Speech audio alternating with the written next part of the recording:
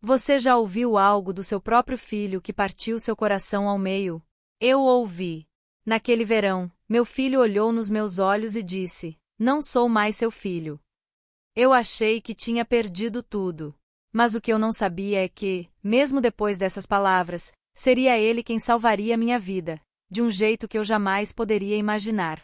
Se você já sentiu a dor de ver sua família se afastando, ou se busca esperança para recomeçar, fica comigo até o final desse vídeo. O que aconteceu entre nós pode mudar a forma como você enxerga o amor, o perdão e a força de uma mãe. Então já deixa seu like, se inscreve no canal e compartilha essa história com alguém que precisa ouvir. Vamos juntos!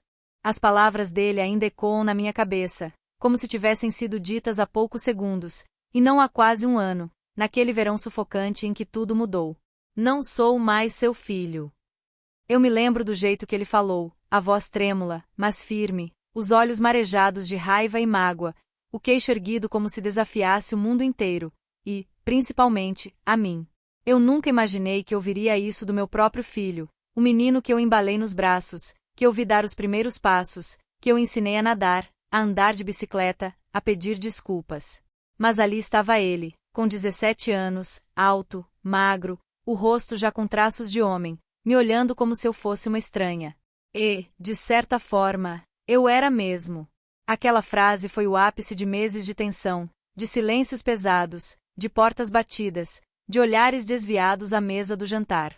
Mas, para entender como chegamos ali, preciso voltar um pouco, talvez muito mais do que eu gostaria. Preciso revisitar as pequenas rachaduras que, juntas, abriram o abismo entre nós. Tudo começou, de verdade, quando decidimos passar as férias de julho na casa de praia da família do meu marido, em Ubatuba. Era uma tradição antiga, desde que as crianças eram pequenas. Eu sempre amei aquele lugar, o cheiro de maresia, o barulho das ondas à noite, o vento salgado bagunçando meu cabelo. Mas, naquele ano, eu já sentia que algo estava diferente. Meu marido, Daniel, estava mais distante, sempre no celular, preocupado com o trabalho. Minha sogra, Dona Lúcia, fazia questão de lembrar, a cada oportunidade, que naquele tempo, as mães sabiam educar os filhos. E meu filho, Lucas, estava ausente. Não fisicamente, mas emocionalmente. Ele passava horas trancado no quarto, fones de ouvido, celular na mão, rindo de piadas que eu não entendia, conversando com amigos que eu nunca conheci. Eu tentei me aproximar. Juro que tentei. Filho, vamos caminhar na praia. Ele respondia com um agora não, mãe, sem nem tirar os olhos da tela. Quer me ajudar a preparar o almoço? Não tô com fome. Vamos jogar baralho com a sua irmã. Depois, mãe. E assim os dias iam passando, cada um mais silencioso que o outro. Na terceira noite, depois de um jantar tenso, minha sogra reclamando do tempero do arroz, Daniel respondendo e-mails no celular, minha filha, Sofia, de 12 anos, tentando puxar assunto sobre um livro que ninguém parecia ouvir, Lucas explodiu. Por que a gente tem que fingir que é uma família feliz? Por que a gente não pode só admitir que ninguém quer estar aqui? O silêncio que se seguiu foi ensurdecedor. Eu senti o rosto queimar, olhei para Daniel, que apenas suspirou, e para minha sogra, que balançou a cabeça em desaprovação. Lucas, não fala assim, eu disse, tentando manter a calma. Estamos aqui para ficarmos juntos, para aproveitar as férias. Férias? Isso aqui é um inferno, ele respondeu, levantando-se da mesa e saindo para a varanda. Eu quis ir atrás, mas Daniel me segurou pelo braço. Deixa ele, Ana. Ele precisa de espaço. Mas eu sabia que não era só espaço. Era algo mais profundo, algo que eu não conseguia alcançar. Passei a noite em claro, ouvindo o barulho do mar misturado ao som abafado do choro de Lucas, que vinha do quarto ao lado. No dia seguinte, tentei conversar com ele.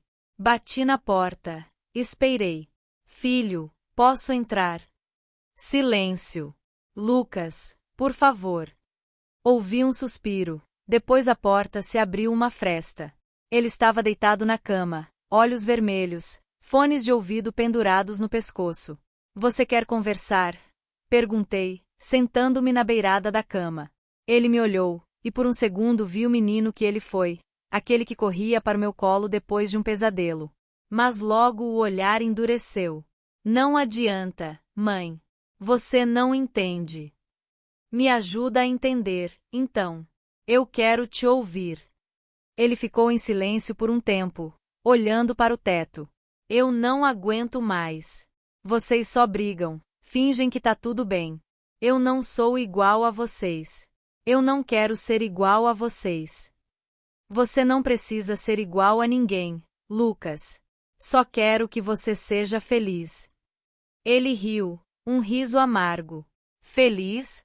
Aqui, com essa família. Ele se levantou, pegou o celular e saiu do quarto, me deixando sozinha com o cheiro de desodorante barato e a sensação de fracasso. Os dias seguintes foram uma sucessão de tentativas frustradas de aproximação.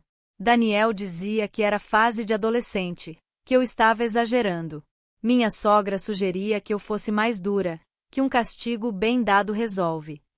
Mas eu sentia, no fundo, que era mais do que isso. Lucas estava se afastando de mim, e eu não sabia como trazê-lo de volta.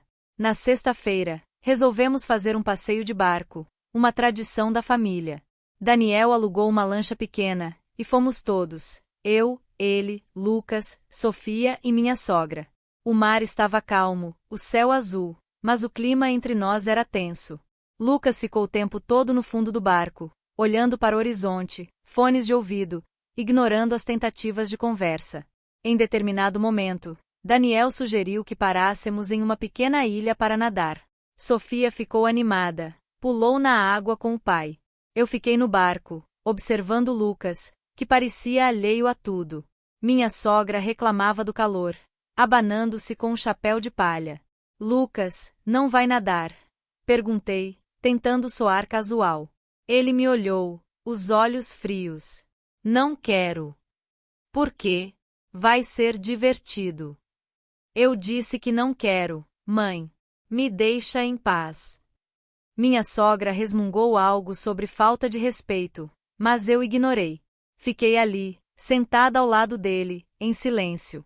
O sol batia forte, o cheiro de protetor solar misturava-se ao sal do mar. Eu sentia uma angústia crescente, uma sensação de que algo ruim estava para acontecer. E aconteceu. De repente, ouvi um grito. Era Sofia. Mãe! Mãe! Olhei para a água e vi Daniel tentando segurar Sofia, que se debatia, engolindo água. O barco havia se afastado um pouco da ilha, e a correnteza estava mais forte do que parecia. Meu coração disparou. Lucas, me ajuda! Gritei, mas ele já estava em pé, jogando o celular de lado, pulando na água sem hesitar. Eu fiquei paralisada por um segundo, vendo meu filho nadar com força em direção à irmã. Daniel tentava segurar Sofia, mas a correnteza puxava os dois. Lucas chegou até eles, agarrou Sofia pelos ombros e começou a nadar de volta para o barco. Daniel, exausto, conseguiu se apoiar em uma pedra. Eu, tremendo, joguei uma corda para Lucas, que a agarrou com uma mão enquanto segurava Sofia com a outra. Puxa, mãe! Ele gritou, e eu puxei com todas as minhas forças, sentindo as mãos queimarem com o atrito da corda. Finalmente, consegui trazer os dois para perto do barco. Ajudei Sofia a subir, depois Lucas. Ele estava ofegante, o rosto vermelho, mas os olhos brilhavam de alívio. Você está bem? Perguntei, abraçando Sofia, que chorava. Eu tô, mãe. O Lucas me salvou. Ela disse, soluçando. Olhei para Lucas, que desviou o olhar. Obrigado, filho, sussurrei, mas ele apenas balançou a cabeça e entrou no barco, sentando-se no fundo, tremendo. O resto do dia foi um borrão. Voltamos para casa em silêncio. Daniel agradeceu a Lucas, mas de um jeito contido, quase envergonhado. Minha sogra, pela primeira vez, ficou calada. Eu tentei conversar com Lucas, mas ele se trancou no quarto. Naquela noite, depois que todos dormiram, bati na porta dele. Lucas, posso entrar? Silêncio. Depois, pode.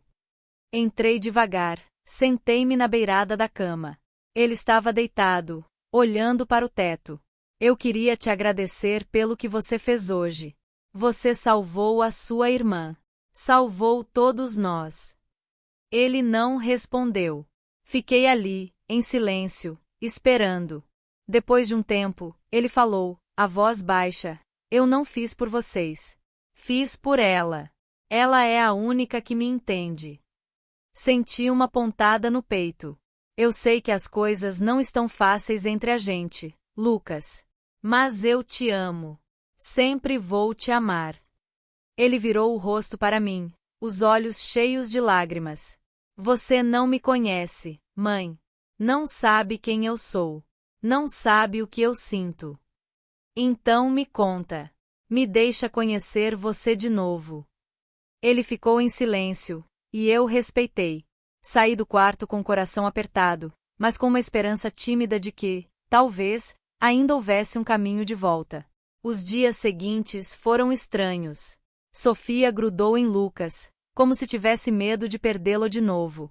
Daniel ficou mais presente, tentando se aproximar do filho, mas sem muito sucesso. Minha sogra, curiosamente, passou a tratar Lucas com mais respeito, como se o ato de heroísmo tivesse mudado algo nela. Mas entre eu e Lucas, o abismo continuava. Eu tentava conversar, mas ele se fechava. Tentava abraçar, mas ele se esquivava. Até que, numa noite, depois de um jantar silencioso, ele explodiu. Eu não aguento mais fingir, mãe. Eu não sou mais seu filho. Não quero ser parte dessa família. Eu odeio tudo isso. As palavras cortaram como faca. Eu senti as pernas fraquejarem, as lágrimas vieram sem que eu pudesse controlar. Lucas, por favor. Não adianta, mãe. Você nunca vai entender. Ele saiu de casa, batendo a porta. Eu corri atrás, mas ele já estava longe, andando pela praia, sozinho. Daniel tentou me consolar. É só uma fase, Ana. Ele vai voltar. Mas eu sabia que não era só uma fase. Era uma dor profunda, uma ferida aberta que eu não sabia como curar. Passei a noite em claro, esperando Lucas voltar. Ele só voltou de manhã, cansado, os olhos vermelhos. Não falou comigo, foi direto para o quarto. Os dias seguintes foram um tormento. Lucas mal falava comigo. Sofia tentava animar o ambiente, mas era em vão. Daniel se fechou ainda mais no trabalho. Minha sogra voltou a reclamar de tudo. Eu me sentia sozinha, fracassada como mãe. Comecei a duvidar de mim mesma, a me perguntar onde eu tinha errado. Será que fui dura demais? Será que fui permissiva demais? Será que deixei de ouvir quando ele mais precisava? Foi então que, numa tarde chuvosa, tudo mudou de novo. Eu estava na cozinha, preparando o almoço, quando ouvi um barulho estranho vindo do quarto de Lucas. Um som abafado, como se algo tivesse caído. Corri até lá, bati na porta. Lucas, tá tudo bem? Nenhuma resposta. Abri a porta e o encontrei caído no chão, pálido, suando frio. O celular estava ao lado, a tela quebrada. Corri até ele, tentei acordá-lo. Lucas, filho, fala comigo. Ele abriu os olhos, fraco. Mãe. Calma, filho, eu tô aqui. O que aconteceu? Dor, no peito. Não consigo respirar. Entrei em pânico. Gritei por Daniel, que veio correndo. Chama uma ambulância, eu gritei, enquanto tentava manter Lucas acordado. Os minutos seguintes foram um pesadelo. A ambulância demorou uma eternidade para chegar. Eu segurava a mão de Lucas, rezando, implorando para que ele ficasse comigo. No hospital, os médicos disseram que ele teve uma crise de ansiedade severa, agravada por um problema cardíaco que nunca tínhamos descoberto. Fiquei ao lado dele o tempo todo, segurando sua mão, pedindo perdão por tudo. Quando ele acordou, olhou para mim, os olhos cheios de medo. Eu achei que ia morrer, mãe. Eu também, filho. Mas você tá aqui. E eu tô aqui. Sempre vou estar. Ele chorou, e eu chorei junto. Pela primeira vez em meses, senti que ele me deixava entrar, mesmo que só um pouco. Os dias no hospital foram difíceis, mas também foram um recomeço. Conversamos muito, sobre tudo. Sobre o que ele sentia, sobre o que eu sentia. Descobri coisas que nunca imaginei. O bullying na escola, a pressão para ser perfeito, o medo de decepcionar a família. Eu sempre achei que você queria que eu fosse igual ao papai, ele disse, num desses dias. Eu só quero que você seja você, Lucas. E que seja feliz. Ele sorriu, tímido. Eu tô tentando, mãe. Mas é difícil. Eu sei. Mas a gente vai conseguir. Juntos. Quando voltamos para casa, as coisas não estavam perfeitas, mas estavam melhores. Lucas começou a fazer terapia. Eu também. Daniel se envolveu mais. Sofia ficou mais próxima do irmão. Minha sogra, surpreendentemente, passou a ajudar mais, a criticar menos. A frase "não sou mais seu filho" ainda doía, mas agora eu entendia que era um grito de socorro, não de ódio. E, no fim, foi ele quem salvou minha vida, não só naquele dia no barco, mas todos os dias em que me obrigou a olhar para mim mesma, a repensar minhas escolhas, a ser uma mãe melhor. Hoje, quando olho para Lucas, vejo um jovem forte, sensível, corajoso. Vejo o menino que me salvou, e que eu espero ter salvo também. Às vezes, ele ainda se fecha, ainda se irrita, ainda diz coisas que machucam. Mas agora eu sei ouvir, sei esperar, sei amar sem condições. E, no fundo, sei que, apesar de tudo, ele sempre será meu filho. E eu sempre serei sua mãe. A vida é feita de encontros e desencontros, de palavras ditas e não ditas, de mágoas e perdões. E, às vezes, é preciso perder para reencontrar. Foi o que aconteceu conosco. Perdemos um ao outro, mas nos encontramos de novo, de um jeito novo, mais verdadeiro, mais forte. E, por mais que doa lembrar daquele verão, sou grata. Porque foi ali, entre lágrimas, gritos e silêncios, que aprendemos a nos amar de verdade. Hoje, quando Lucas me abraça, mesmo que de forma tímida, sinto que tudo valeu a pena. Porque, no fim, foi ele quem salvou minha vida. E eu, a dele.